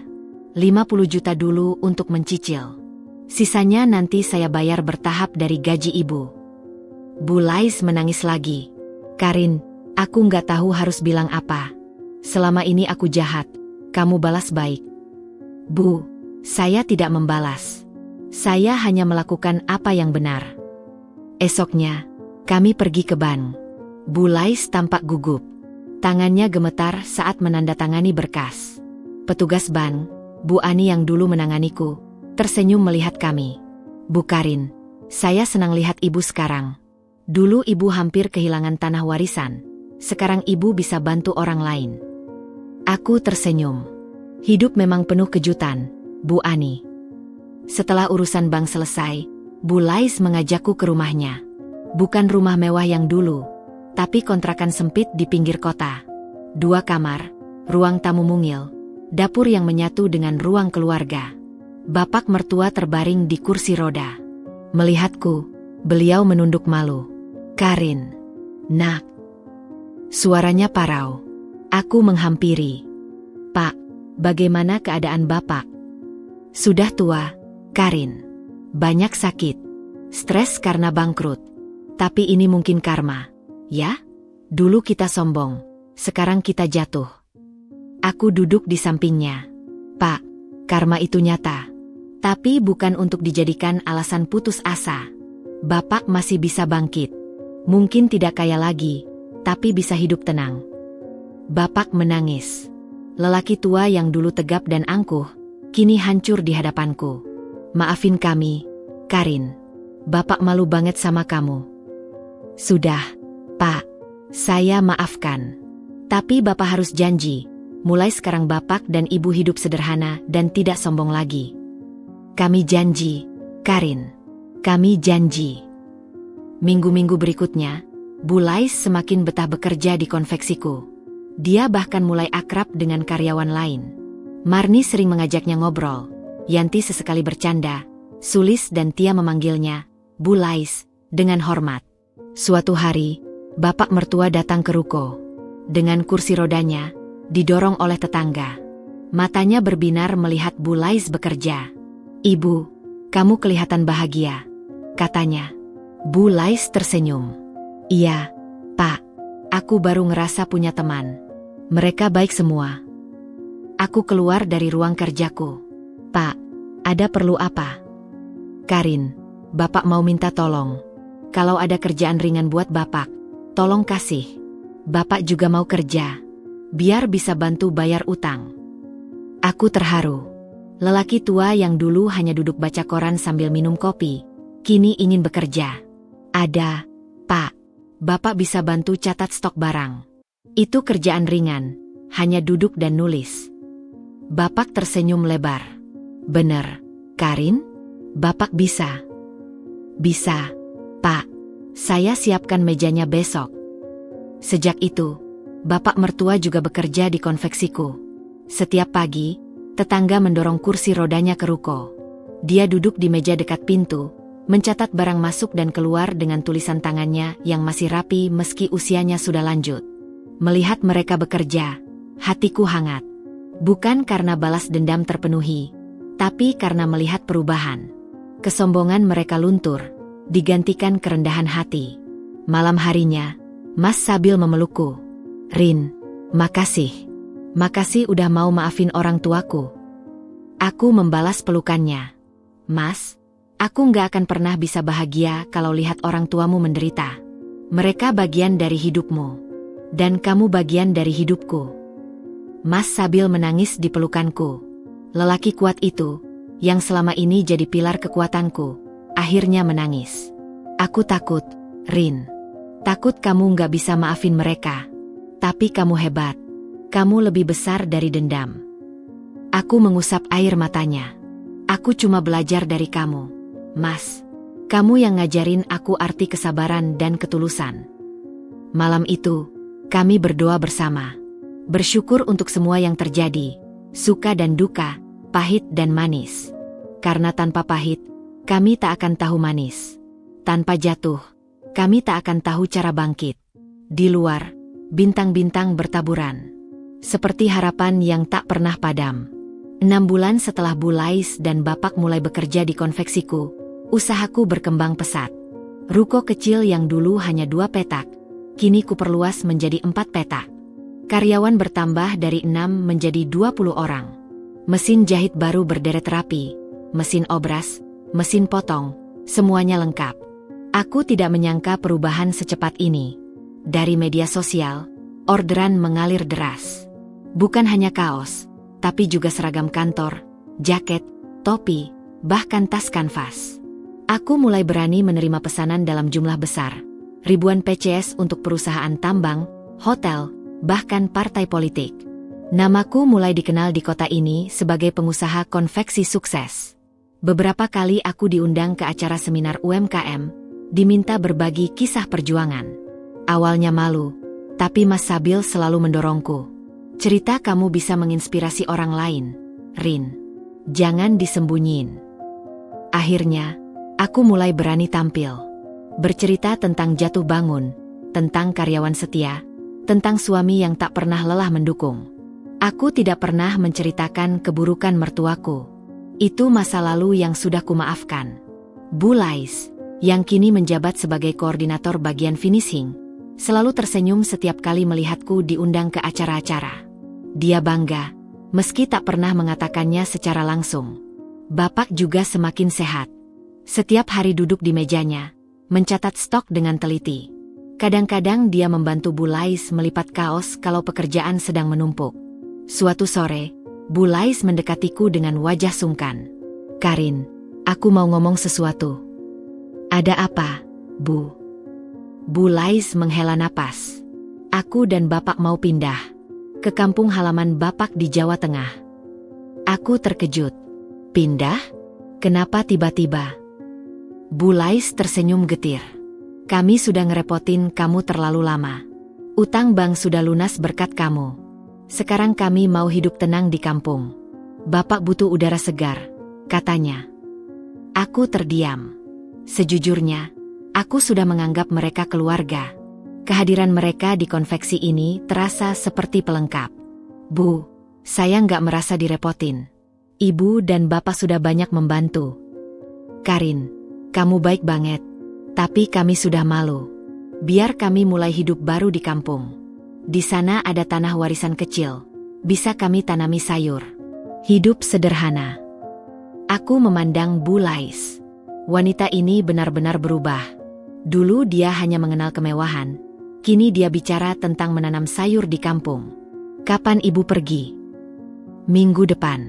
Kami sudah siap-siap. Aku menghela napas. Kalau itu keputusan ibu, saya tidak bisa melarang. Tapi tolong, jangan putus komunikasi. Ibu tetap keluarga. Bulais menangis, memelukku. Karin, kamu lebih dari sekadar menantu. Kamu anakku sendiri. Aku membalas pelukannya. Minggu berikutnya, kami melepas kepergian Bulais dan Bapak. Mas Sabil mengantar mereka ke stasiun. Aku memberi mereka amplop berisi uang untuk modal di kampung. Awalnya mereka menolak, tapi aku paksa. Ini untuk modal bercocok tanam. Jangan lupa kirim kabar. Bulais menangis lagi. Bapak hanya bisa mengucap terima kasih berkali-kali. Di peron stasiun, aku melihat mereka masuk ke kereta ekonomi. 2 tahun lalu, mereka bepergian dengan mobil mewah. Kini naik kereta ekonomi dengan 2 koper kecil. Tapi anehnya, wajah mereka lebih tenang, lebih damai. Mungkin itu yang namanya karma. Atau mungkin itu yang namanya hidayah. Aku tidak tahu. Yang jelas, aku bahagia melihat mereka akhirnya menemukan kedamaian. 2 bulan kemudian, kami mendapat kabar. Bu Lais dan Bapak sudah menetap di kampung. Mereka menanam cabai dan tomat di lahan kecil. Hasilnya cukup untuk makan sehari-hari. Bapak semakin sehat karena udara bersih dan kerja fisik ringan. Bu Lais mulai aktif di pengajian ibu-ibu. Aku baru ngerasa hidup tenang. Karin, katanya lewat telepon. Dulu di kota, harta banyak tapi hati gelisah. Sekarang sederhana, tapi hati damai. Aku tersenyum mendengarnya. Syukurlah, Bu. Doakan kami di sini. Ibu selalu doain kamu. Nak, kamu dan Sabil. Telepon berakhir. Aku menatap Mas Sabil yang duduk di sampingku. Orang tuamu bahagia, Mas. Mas Sabil mengangguk. Karena kamu, Rin. Kamu yang mengubah mereka. Aku menggeleng. Bukan aku, tapi kehidupan. Kadang, Tuhan memang punya cara unik buat ngingetin hambanya. Malam itu, kami duduk di teras rumah baru. Rumah yang kami beli dari hasil usaha. Bukan rumah mewah seperti mertua dulu, tapi sederhana dan nyaman. Ada halaman kecil tempat aku berencana menanam bunga. Kita sudah sampai di sini, Rin, kata Mas Sabil lirih. Ingat nggak 2 tahun lalu, kita makan nasi sama garam? Aku tertawa. Ingat, Mas. Sekarang kita makan nasi dengan lauk lengkap. Bersyukur banget, ya. Bersyukur banget. Kami berdua diam, menikmati malam. Angin sejuk berhembus, membawa aroma bunga melati dari halaman tetangga. Di dalam rumah, ponselku berdering. Sebuah pesan dari nomor tidak dikenal. Bu Karin, saya dengar konveksi ibu terkenal. Saya butuh 1000 PCS seragam untuk proyek pemerintah. Bisa ketemu besok. Aku tersenyum. Orderan lagi. Hidup terus berputar. Dan aku siap menghadapi semuanya. Suka dan duka, naik dan turun, bersama orang-orang yang kucintai. Setahun setelah Bu Lais dan Bapak pindah ke kampung, usahaku makin berkembang pesat. Ruko yang dulu hanya 4 petak, kini kusewa seluruh 1 lantai. Karyawan bertambah menjadi 50 orang. Aku bahkan bisa membuka cabang kecil di kota tetangga. Namaku mulai dikenal luas. Beberapa kali aku diundang ke acara TV lokal, diwawancarai sebagai pengusaha sukses yang bangkit dari keterpurukan. Setiap kali tampil, aku selalu bercerita tentang tim yang solid, tentang suami yang setia, tentang karyawan yang jadi keluarga. Tidak pernah aku menceritakan keburukan mertua. Tapi hidup memang penuh kejutan. Suatu sore, saat aku sedang sibuk memeriksa laporan keuangan, Marni masuk dengan wajah tegang. Bu, ada tamu. Dari kampungnya Bu Lais. Aku mengangkat alis. Siapa? Dia bilang tetangga Bu Lais. Katanya ada kabar penting. Aku segera keluar. Seorang pria parubaya dengan pakaian sederhana duduk di ruang tamu. Wajahnya cemas. Selamat sore, Pak. Ada perlu apa ya? Sapaku. Pria itu berdiri, sedikit gugup. Ibu Karin? Saya Pak RT dari kampungnya Bu Lais. Saya bawa kabar kurang mengenakan. Dadaku berdebar. Ada apa dengan Bu Lais dan Bapak? Pak RT menghela napas berat. Kemarin malam, rumah Bu Lais kebakaran. Bu, api cepat sekali menyebar. Bu Lais dan Bapak selamat, tapi hampir semua harta mereka ludes. Sekarang mereka tinggal di posko pengungsian. Dunia serasa berhenti. Ya Allah, bagaimana keadaan mereka? Selamat, tapi trauma. Bu Lais syok berat. Bapak kesehatannya menurun. Mereka tidak punya siapa-siapa di kampung selain tetangga. Saya diminta Bu Lais menghubungi ibu. Dia malu, tapi tidak punya pilihan lain. Aku segera mengambil tas. Pak RT, saya berangkat sekarang. Tolong beri saya alamat lengkap. Pak RT memberikan alamat. Aku segera menghubungi Mas Sabil. Mas, kebakaran di kampung. Orang tuamu kena. Kita harus ke sana sekarang. Mas Sabil syok, tapi segera sigap. Dalam 2 jam, kami sudah di perjalanan menuju Jawa Tengah. Perjalanan 8 jam terasa sangat lama. Sepanjang jalan, aku terus berdoa semoga mereka selamat. Subuh hari, kami tiba di kampung kecil itu. Suasana masih gelap, tapi kami langsung menuju posko pengungsian. Di sana, di balai desa yang penuh pengungsi, aku melihat Bu Lais duduk di pojok, tubuhnya kaku, matanya kosong.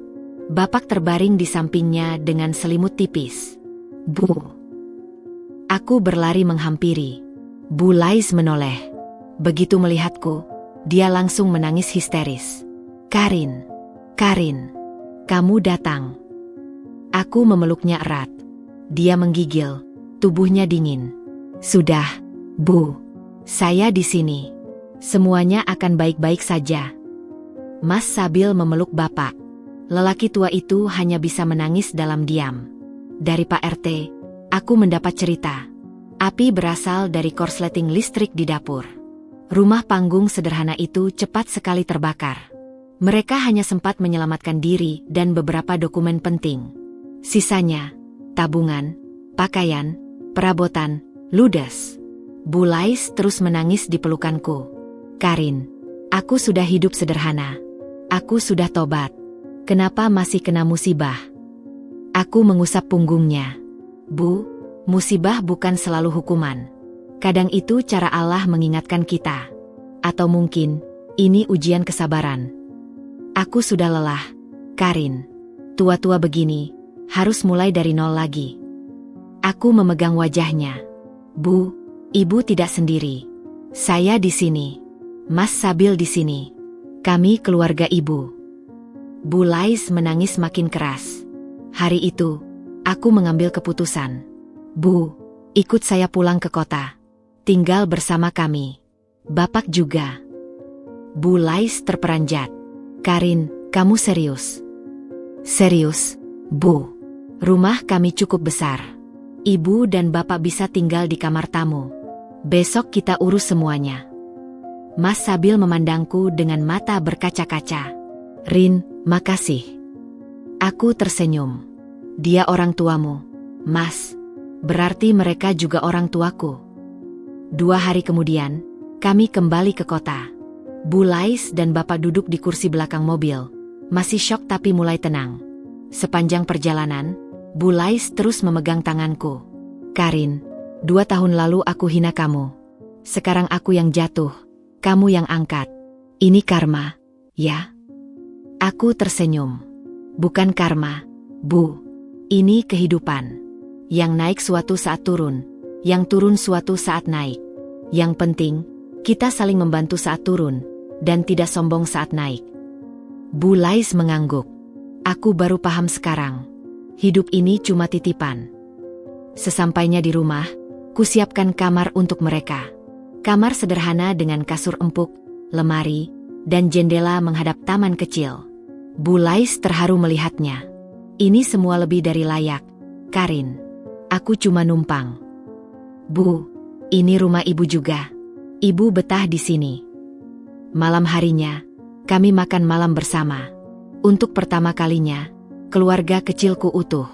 Mas Sabil, aku, Bu Lais, dan Bapak. Duduk di meja makan, menikmati masakan Marni yang sengaja kubawa. Bu Lais memandangku. Karin, aku bangga punya menantu sepertimu. Aku tersipu. Saya juga bangga punya mertua seperti Ibu sekarang. Kami tertawa bersama. Tawa yang hangat, tawa keluarga. Setelah makan, aku duduk di teras, memandangi langit malam. Bintang-bintang bertaburan, bulan sabit tersenyum tipis. 2 tahun lalu, aku hampir putus asa. Sekarang, aku punya keluarga yang utuh, usaha yang berkembang, dan hati yang damai. Hidup memang penuh kejutan. Tapi satu hal yang kupelajari, kebaikan akan selalu kembali pada kita. Mungkin tidak cepat, mungkin tidak dalam bentuk yang sama. Tapi pasti, karma itu nyata. Tapi bukan balas dendam yang kudapat, melainkan ketenangan hati saat mampu memaafkan dan membantu mereka yang pernah menyakitiku. Dan itu, jauh lebih manis dari sekadar melihat mereka menjilat kakiku. Setahun berlalu sejak Bulais dan Bapak tinggal bersama kami. Usiaku kini 31 tahun, dan hidup terasa begitu berbeda dari 3 tahun lalu saat aku hampir kehilangan segalanya. Bulais berubah total.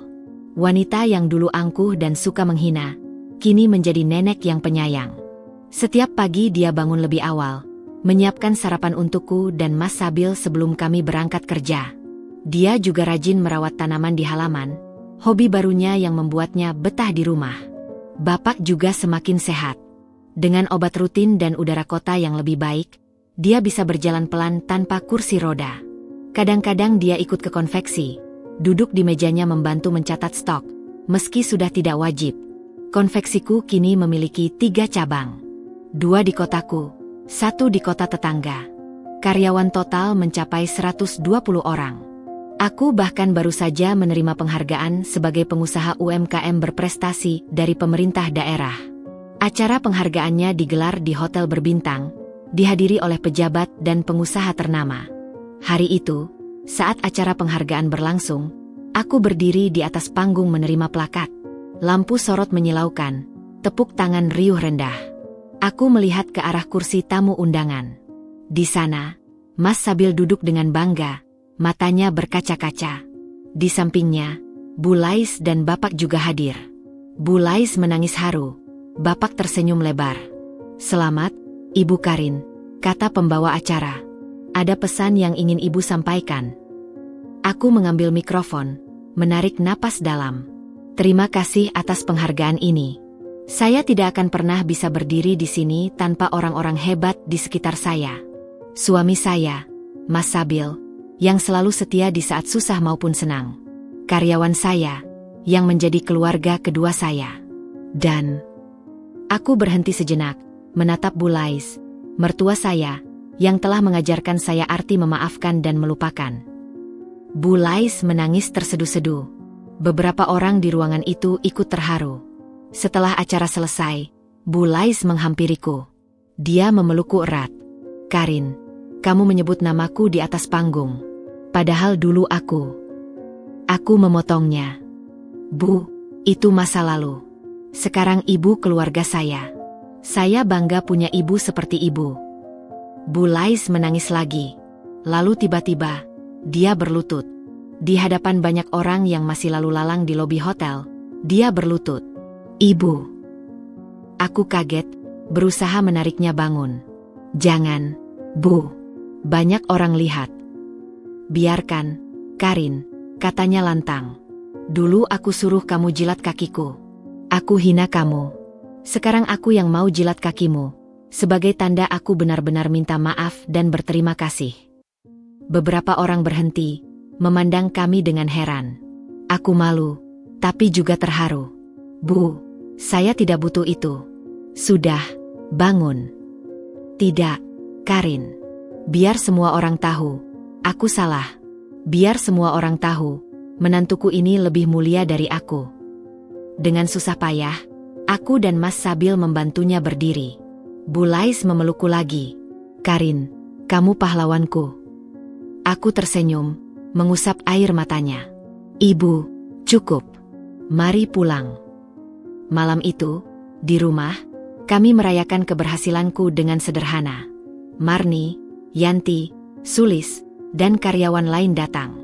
Tia dan Wati membawa kue. Bu Nani memasak favoritku. Rumah penuh tawa dan canda.